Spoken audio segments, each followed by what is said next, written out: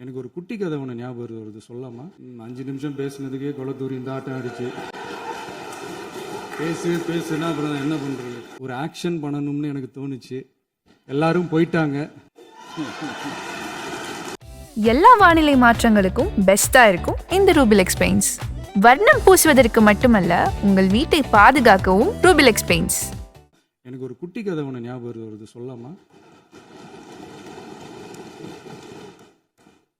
ஒரு ஊர்ல ஒரு பெரியவர் வெயில் ரொம்ப ஜாஸ்தியா இருக்குன்னு சொல்லிட்டு கண்ணுக்கு மேல கை வச்சுக்கிட்டு இப்படி சுத்தி முத்தி தேடிக்கிட்டு இருந்தாராம். அப்ப கூட இருந்த ஒரு சின்ன பையன், என்ன தேடுறீங்க அப்படின்னு கேட்டானா. அதுக்கு அந்த பெரியவர் சொன்னாரா, அது ஒண்ணு இல்ல தம்பி, உங்க அப்பா இங்கதான் இருப்பாருன்னு சொன்னாங்க, அதான் தேடிக்கிட்டு இருக்கேன். எங்க உங்க அப்பாவையா காணோம்?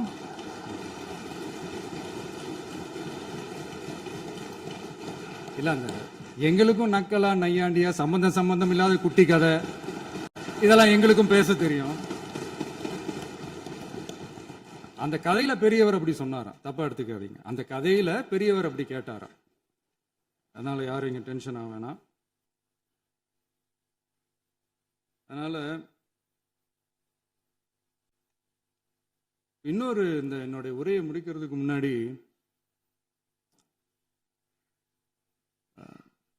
போயிட்டாங்க, பேசலாமா? உங்க கருத்துக்களை நீங்க முழுமையாக மன நிறைவோடு பேசலாம். டிவியில் பார்ப்போம். சரி, அதான் 5 நிமிஷம் பேசுனதுக்கே கொலை தூரி இந்த ஆட்டம் அடிச்சு பேசுனா அப்புறம் என்ன பண்றது? கடைசியா நான் இந்த உரையை முடிக்கிறதுக்கு முன்னாடி ஒரு முக்கியமான ஒரு விஷயம் பத்தி சொல்லணும். ஆளுநர் உரை அன்னைக்கு இந்த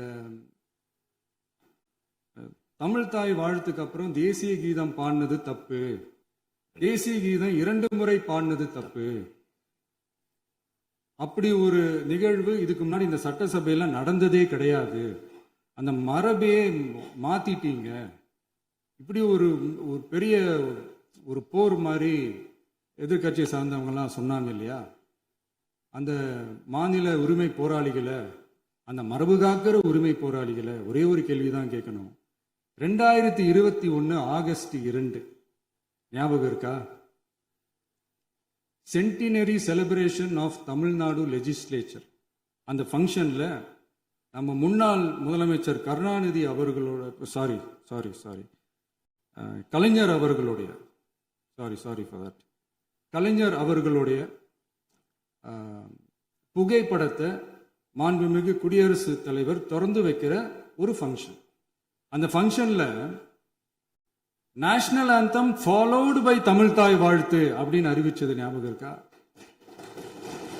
அதாவது தேசிய கீதத்துக்கு அப்புறமா 2வது முறையா, நோட் திஸ் பாயிண்ட் மாண்புமிகு பேரவைத் தலைவர் அவர்களே, பிளீஸ் நோட் திஸ் பாயிண்ட். தேசிய கீதத்துக்கு அப்புறம் 2வது முறையாக தமிழ் தாய் வாழ்த்து பாடப்படும் அப்படின்னு சொன்னது ஞாபகம் இருக்கா? அதுவும் முத்தமிழ் அறிஞர் அப்படின்னு சொல்ற நம்ம கலைஞர் அவர்களுடைய அந்த புகைப்படம் வெளியிட்டு விழாவில் அவர் இருந்த இதே சபையில தமிழ 2வது இடத்துக்கு தள்ளினது யாருன்னு ஞாபகம் இருக்கா? அது மட்டும் இல்ல, அந்த தேசிய கீதத்தை நாட்டுப்பண் நேஷனல் ஆந்தம்னு சொல்லி அதே ஃபங்க்ஷன்ல கடைசியா ஃபங்க்ஷன் முடியும் போது செகண்ட் டைம் தேசிய கீதம் பாடினதும் ஞாபகம் இருக்கா? இதே அவையில் தான், அது அவை குறிப்பிலும் இருக்கிறது, இதே அவையில் தான் நடைபெற்றது. இந்த தக்க நேரத்தில் இந்த ஆதாரங்களை அளித்த மாண்பு முதல்வர் அவர்களுக்கு நன்றியை தெரிவித்துக் கொள்கிறேன். டவுட் இருந்தா இந்த புக்கை பார்த்து தெரிஞ்சுக்கலாம். அதனால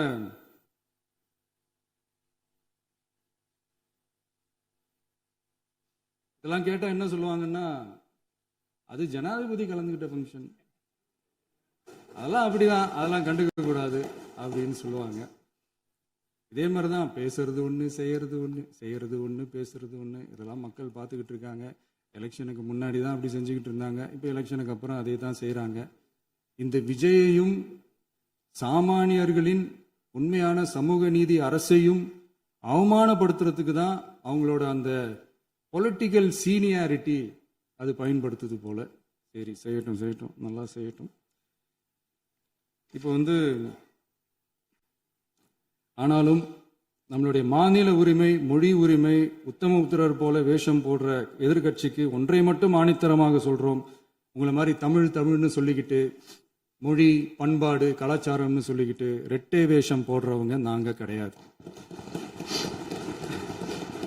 உலகெங்கும் வாழும் என் தமிழ் சொந்தங்களுக்கு நம்முடைய உத்தரவாதம் தமிழ் தான் எங்க உயிர் நாடி அப்படின்றத மறக்க மாட்டோம். இப்பவும் சொல்றோம், மாநில உரிமையில எப்பவும் உறுதியா இருப்போம். அதே சமயத்துல அரசியல் வேற, ஒன்றிய மாநில அரசுகளுக்கு இடையே இருக்கிற நிர்வாக அணுகுமுறை வேற. இதுல நாங்க ரொம்ப தெளிவா இருக்கிறோம். அதனால எங்களுக்கு பாடம் எடுக்கிறதா நினைச்சுக்கிட்டு உங்க வேஷத்தை நீங்களே கொஞ்சம் கொஞ்சமா கலைச்சிக்கிட்டே வர்றீங்க, மறந்துடாதீங்க. அப்புறம் நேத்து எதிர்கட்சி தலைவர், மாண்புமிகு எதிர்கட்சி தலைவர் பேசும்போது நிறைய பேசினாங்க. அதுல ஒண்ணு மட்டும் அரசு சொல்றதா நினைச்சுக்கிட்டு நம்மளை இன்டைரக்டா ஈவில் அப்படின்ற அந்த வார்த்தையை யூஸ் பண்ணாங்க. எனக்கு ஒண்ணுதான் சொல்லணும்னு தோணுது. ஈவில்ஸ்னு டெவில்ஸ் பேசக்கூடாது.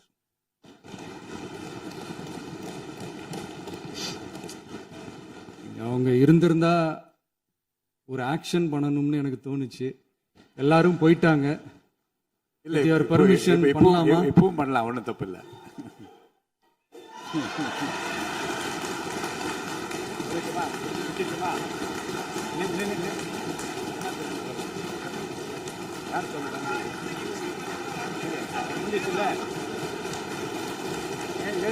சொல்லட்டுமா?